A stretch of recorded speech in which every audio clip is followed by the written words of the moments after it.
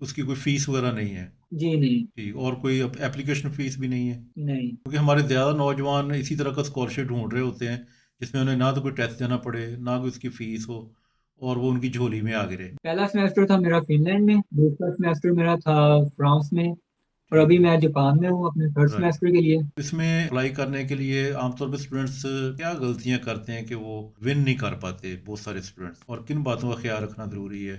उस दौरान वो अपनी स्कॉलरशिप छोड़ के वापस चला गया, और उस वजह से उस साल उन्होंने उस लैब में किसी को भी एक्सेप्ट नहीं किया। तो एक दफ़ा रिप्यूट ख़राब हो जाए ना, तो वो इन तमाम कंट्री से फिर वो अवॉइड करते हैं। तो आपके साथ भी यही मामला हुआ है। तो अब जिस जी। स्कॉलरशिप पे हैं, इसमें आपको 3 कंट्रीज़ में स्टडी करने का मौका मिल रहा है। तो ये कैसे अवेल हुआ, हम्म। कैसे पता चला इसके बारे में? और इसके बारे में मैंने खुद ही ऑनलाइन रिसर्च की थी। किसी एक स्कॉलरशिप के सहारे नहीं रहना चाहिए, बंदा बिल्कुल। अप्लाई करे जहाँ भी हाँ, मौका मिले, बंदा अप्लाई करे। एग्ज़ैक्ट।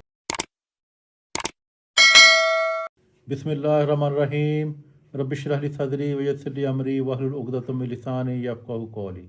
एक ऐसा स्टूडेंट जिसका तल्लुक़ एक गांव के साथ है जो विहाड़ी के करीब है, उसने बड़ी हिम्मत की। एक जापानीज़ स्कॉलरशिप जो फुली फंडेड था, जिसमें कोई टेस्ट भी रिक्वायर्ड नहीं था, वो उसने विन किया। लेकिन एक दूसरे स्टूडेंट ने उसका सारा काम ख़राब कर दिया जब ये बिल्कुल तैयारी के मराहल में था।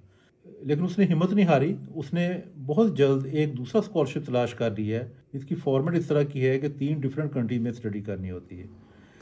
तो ये इसने कैसे विन किया, अप्लाई करते हुए स्टूडेंट्स क्या गलती करते हैं, ये सारी बातें वो आपको डिटेल से बताएगा। चलें जी, हम उसी की ज़ुबानी सुनते हैं। जी, ये हैं मिस्टर सुलेमान अनवर। बहुत शुक्रिया आपका, आपने टाइम निकाला। अपने बारे में बताइएगा। जी सर, शुक्रिया, thank you for inviting me. मेरा नाम है Suleman Anwar and I belong to Vihari. Vihari के पास एक छोटा सा गांव है 24 WB। मैं वहाँ से बिलोंग करता हूँ बेसिकली। और 2023 में मैंने अपनी ग्रेजुएशन कंप्लीट की थी कॉमर्स विहाड़ी से, and I been graduated in bachelors of computer science.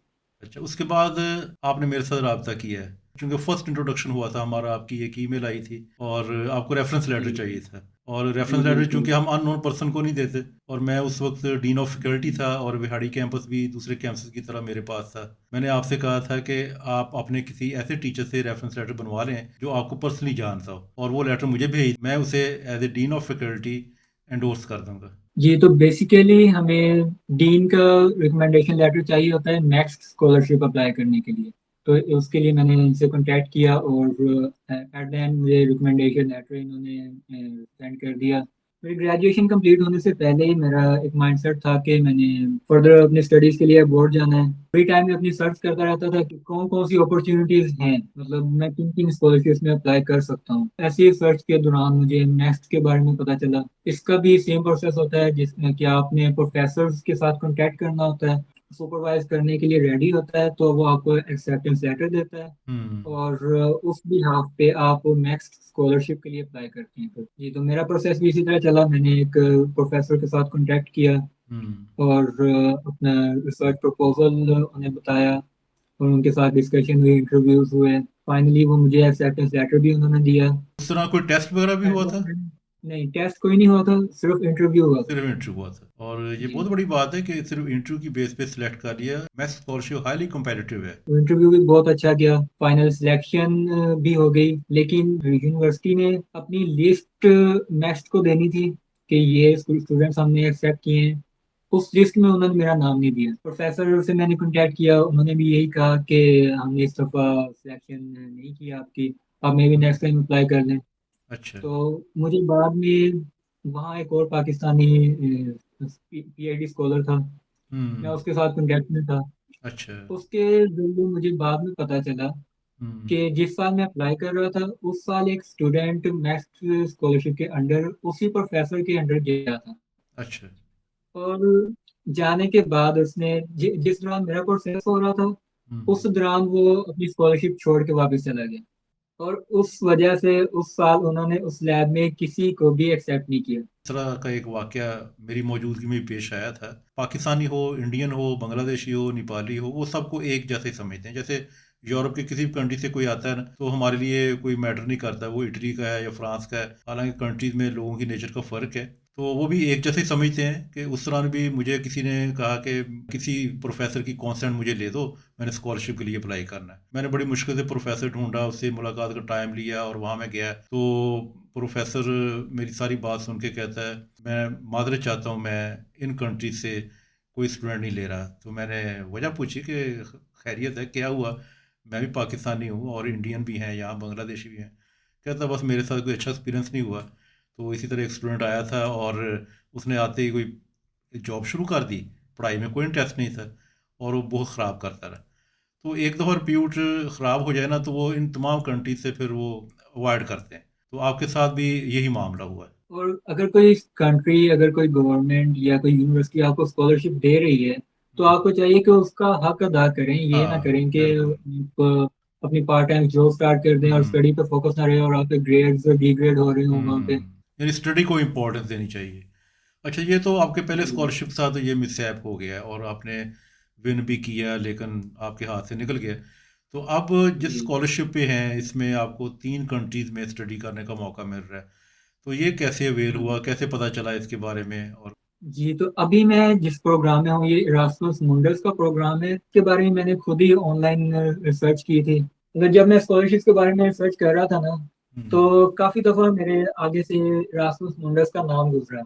अच्छा। लेकिन ये इतनी हाईली प्रेस्टिजियस स्कॉलरशिप है हुँ, कि जब पहली दफा में मेरे सामने से इसका नाम गुजरा, हुँ, तो मैंने इसके बारे में जब देखा, तो हुँ, मुझे लगा कि मैंने कहाँ अप्लाई करना है, मेरा कहाँ इसमें एडमिशन होगा। मैंने कई कुछ लोगों की वीडियोस देखी, वो हुँ, जो इरास्मस मुंडस स्कॉलरशिप पे गए थे। हुँ, हुँ, और इसी तरह मेरा भी माइंड बना कि मैं भी अपने प्रोग्राम्स कुछ शॉर्टलिस्ट करता हूँ और उनमें अप्लाई करता हूँ। हुँ, क्योंकि मेरा ये मोटिव था कि किसी एक स्कॉलरशिप के सहारे नहीं रहना चाहिए। बंदा बिल्कुल। अप्लाई करे, जहाँ भी हाँ, मौका मिले बंदा अप्लाई करे। एग्ज़ैक्ट। आपके पास ऑप्शंस की अवेलेबिलिटी होना, ये इससे अच्छा है कि हुँ, कोई ऑप्शन आपके पास हो ही ना। इसलिए मैं भी डिफरेंट स्कॉलरशिप्स पे अप्लाई करता रहता था। ऑलमोस्ट 200 प्रोग्राम्स हैं इरास्मस मुंडस के अंदर, हुँ, हर फील्ड से रिलेटेड हैं। तो मैंने जो अपनी कंप्यूटर साइंस की फील्ड के रिलेटेड प्रोग्राम्स थे, उन्हें शॉर्टलिस्ट किया। तो हुँ, देखा कि मैं किन में अप्लाई कर सकता हूँ, मेरे चांसेस ज़्यादा हैं। और मैंने दो इरास्मस मुंडस के प्रोग्राम्स में अप्लाई किया, अच्छा। जिनमें एक है imaging and light in extended reality, दूसरा हुँ, है इरास्मस मुंडस इन इमेजिंग। ठीक है, मतलब दोनों ही इमेज प्रोसेसिंग से रिलेटेड हैं। और ठीक। ये वाला जो है जिसमें मैं अभी हूँ, ये बेसिकली एक्सटेंडेड रियलिटी पर बेस्ड है। हुँ, लेकिन दूसरे प्रोग्राम में मेरी सिलेक्शन नहीं हो सकी, हुँ, इसमें मेरी सिलेक्शन हो गई और सिलेक्शन का अच्छा। रिजल्ट आया अप्रैल में। इसमें भी किसी प्रोफ़ेसर के साथ राब्ता होना ज़रूरी है? इरास्मस मुंडस में इस तरह की कोई रिक्वायरमेंट नहीं होती। इरास्मस मुंडस की जो वेबसाइट है वहाँ पर सारे प्रोग्राम्स लिस्टेड हैं। हुँ, और वहाँ पे हर प्रोग्राम के बारे में उनकी उनका जो मेन होम पेज है, उसकी हुँ, लिंक भी अवेलेबल है, और क्या रिक्वायरमेंट्स हैं उस प्रोग्राम की वो भी वहाँ पर मेंशन है। इरास्मस मुंडस में होता ही ये है कि आपकी डिग्री जो होती है वो 3 से 4 कंट्रीज में पूरी होती है। तो जो जिस कंट्री में आपका पहला सेमेस्टर होता है, वो आपकी होस्ट यूनिवर्सिटी होती है। कि होस्ट यूनिवर्सिटी में आप एडमिशन के लिए अप्लाई करते हो उस प्रोग्राम के लिए। ठीक है। तो जो रिक्वायरमेंट्स होती हैं, वो उसी यूनिवर्सिटी की रिक्वायरमेंट्स होती हैं। और एडमिशन पहले होना ज़रूरी है या स्कॉलरशिप अप्रूव होने के बाद एडमिशन का कहते एडमिशन और स्कॉलरशिप दोनों एक साथ ही चलती हैं। एडमिशन हो गया तो आपको स्कॉलरशिप ऑटोमेटिकली मिल जाती हैं? है। राइट, उसकी कोई फ़ीस वगैरह नहीं है? जी नहीं। ठीक, और कोई एप्लीकेशन फ़ीस भी नहीं है? नहीं। Very good. क्योंकि हमारे ज़्यादा नौजवान इसी तरह का स्कॉलरशिप ढूंढ रहे होते हैं, जिसमें उन्हें ना तो कोई टेस्ट देना पड़े, ना कोई उसकी फ़ीस हो, और वो उनकी झोली में आ गिरे। तो लेकिन मेरा ख्याल स्ट्रगल करनी पड़ती है। बेशक टेस्ट नहीं है, इंटरव्यू तो हुआ होगा आपका? कुछ कोर्सेज होते हैं जिनमें आर्ट्स की रिक्वायरमेंट नहीं होती, लेकिन हुँ, मोस्टली आर्ट्स की रिक्वायरमेंट होती है। यूजली 7 बैंड की रिक्वायरमेंट होती है। अच्छा। लेकिन मेरे प्रोग्राम में ये रिक्वायरमेंट नहीं थी जी। तो इसकी डेडलाइन थी जनवरी में, और जनवरी हुँ, में मैंने एप्लीकेशन फिल करके अपनी सबमिट कर दी। उसके बाद मेरा मार्च में इंटरव्यू हुआ। उसके बाद फाइनल सिलेक्शन का रिजल्ट मुझे अप्रैल में मिला। अप्रैल में हुँ। मुझे ईमेल आया कि आपकी सिलेक्शन हो गई है। पहला सेमेस्टर आपका कहाँ पे था? पहला सेमेस्टर था मेरा फिनलैंड में, दूसरा सेमेस्टर मेरा था फ्रांस में, और ठीक अभी है, मैं जापान में हूँ अपने थर्ड राइट। सेमेस्टर के लिए। और चौथा सेमेस्टर भी है इसमें? जी चौथा सेमेस्टर में थीसिस है, और वो भी मेरे फ्रांस में ही। इसमें अप्लाई करने के लिए आमतौर पर स्टूडेंट्स क्या गलतियां करते हैं कि वो विन नहीं कर पाते, बहुत सारे स्टूडेंट्स, और किन बातों का ख्याल रखना जरूरी है? मैं आपको बताता हूँ कि रासमस मुंडस की जो सिलेक्शन होती है वो किस तरह से होती है। हम्म। जो कोई भी प्रोग्राम होता है उसके लिए एक कंसोर्शियम होता है। कंसोर्शियम में उनके एडमिशन कमेटी के 5 to 8 प्रोफेसर या कोऑर्डिनेटर्स का ग्रुप होता है जो आपके सभी पार्टनर यूनिवर्सिटीज से बिलोंग कर रहे होते हैं। तो एक दफा इस पर मुझे मौका मिला एक कोऑर्डिनेटर से बात करने का, इसी हवाले से कि वो किस तरह से सिलेक्शन करते हैं। तो उन्होंने बताया इरास्मस के लिए पहले सबसे जो मेन चीज होती है वो तो आपके ग्रेड्स अच्छे होने चाहिए। आपका सीजीपीए कितना था? मेरा सीजीपीए था 3.71 और मैं हम्म। कॉन्सर्ट बिहाड़ी से ब्रॉन्ज मेडलिस्ट था। तो अच्छा। मुझे इस चीज का भी एड मिला कि आपके ग्रेड्स तो अच्छे हैं लेकिन हम्म। आपकी कोई रैंकिंग है अपनी क्लास में, मतलब अच्छा। आप टॉप 3 में, टॉप हाँ, 5 में यानी अपनी बिल्कुल कॉलेज बिल्कुल, में हो। वो यहाँ से जज कर और लेते हैं कि ये कहाँ स्टैंड करता है। जी, ठीक है। और इसके अलावा जिस यूनिवर्सिटी से आपने अपनी ग्रेजुएशन कंप्लीट की है हम्म। वो यूनिवर्सिटी की रैंकिंग अच्छी है कि नहीं। और हमारे यहाँ ना स्टूडेंट्स को मोस्टली जो प्रॉब्लम हो रही होती है वो मोटिवेशन लेटर और सीवी में हो रही होती है। मोटिवेशन लेटर की टोन है ना वो नेचुरल होनी चाहिए, वो ऐसा नहीं फील होना चाहिए कि एआई जनरेटेड है। और दूसरा, अपने जो आपके प्रोजेक्ट्स या एक्सपीरियंस हैं जो उस प्रोग्राम से रिलेटेड है, में आप अप्लाई कर रहे हैं, सिर्फ उन्हीं को आपने मेंशन करना है। और अगर कोई इस तरह का आपके पास एक्सपीरियंस है जो उस प्रोग्राम से बहुत ज्यादा रिलेट कर रहा होता है तो उसकी थोड़ी सी आपने डिटेल बतानी है कि और उस प्रोजेक्ट से आपने क्या सीखा, आपके पास कौन सी ऐसी स्किल्स आई जो आप अभी अप्लाई कर रहे हो जिस प्रोग्राम में, उस प्रोग्राम में वो आप स्किल्स अपनी किस तरह से यूज कर सकते हो। और कुछ लोग ये करते हैं कि ना कुछ ऐसे सेंटेंसेस ऐड कर रहे होते हैं जिनका कोई मीनिंग नहीं होता। आपका हर सेंटेंस ऐसा होना चाहिए कि कोई ना कोई मैसेज कन्वे कर रहा हो, कोई ना कोई हम्म। इंफॉर्मेशन प्रोवाइड कर रहा हो सही। और रीडर पढ़ते हुए बोर ना हो। तो ये कितने पेजेस और का एक काफ़ी स्टूडेंट होता है motivation letter? 1 to 1.5 pages enough. Right. बहुत शुक्रिया, बहुत अच्छी मालूमात मिली। कोई और कोई मैसेज देना चाहते हैं? जैसे मैंने बताया आपको कि जो आपकी रैंकिंग होती है अपनी क्लास में वो मैटर करती है। तो आपने उस चीज़ को हाईलाइट करना होता है लाजमी अपनी मोटिवेशन लेटर में या अपनी बताना सीवी चाहिए। में। उस चीज़ को लाजमी हाईलाइट करें। बिल्कुल, और ये भी बताना चाहिए कि हमारा जो इंस्टीट्यूट है वो इंग्लिश मीडियम है। इसका भी एक इम्पैक्ट है। जी, मतलब आपने जो अपने प्रोजेक्ट्स आपके रिलेटेड होते हैं, जो हम्म। एक्सपीरियंसेस आपके उस प्रोग्राम से रिलेटेड होते हैं वो आपने बताने होते हैं अपने मोटिवेशन लेटर में, उनका रेफरेंस आपने देना होता है। लेकिन जो आपकी डिटेल्स होती हैं उन प्रोजेक्ट्स की या उसके अलावा जो प्रोजेक्ट्स एक्सपीरियंसेस होते हैं उनकी डिटेल्स जो होती हैं वो आपने अपनी सीवी में मेंशन हाँ, करनी वो होती है। सीवी में मेंशन कर दें, बिल्कुल सही कह रहे हैं। अच्छा, इसमें ये रस्मस मंडस का नेक्स्ट कब कॉल है एप्लीकेशन की? अभी इसकी कॉल चल रही है। चल रही ये है। यूजली दिसंबर से स्टार्ट होती है और जनवरी तक चलती ठीक है। और हर प्रोग्राम की डेडलाइन डिफरेंट है, होती है। डिफरेंट होती है, कुछ सही। प्रोग्राम की डेडलाइन आई थिंक गुजर भी गई होगी, कुछ की अभी मिड जनवरी तक होगी, कुछ की एंड ऑफ जनवरी तक होगी। इसका लिंक डिस्क्रिप्शन में दे देते हैं ताकि जिसने भी अप्लाई जी, करना हो वहाँ से देख के अप्लाई कर सके।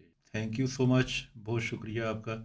तो मेरे साथियों, देखा आपने कि एक स्टूडेंट जो एक गांव में रह रहा है और उसने किस तरह से अपने लिए रास्ता तलाश किया है और अब एडवांस कंट्री में माशाल्लाह वो स्टडी कर रहा है।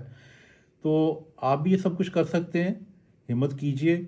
इस स्कॉलरशिप का लिंक डिस्क्रिप्शन में दे दिया हुआ है। अपना और दूसरों का ख्याल रखें और ये इन्फॉर्मेशन दूसरों के साथ भी ज़रूर शेयर करें। इसके साथ ही इजाज़त, अल्लाह हाफिज़।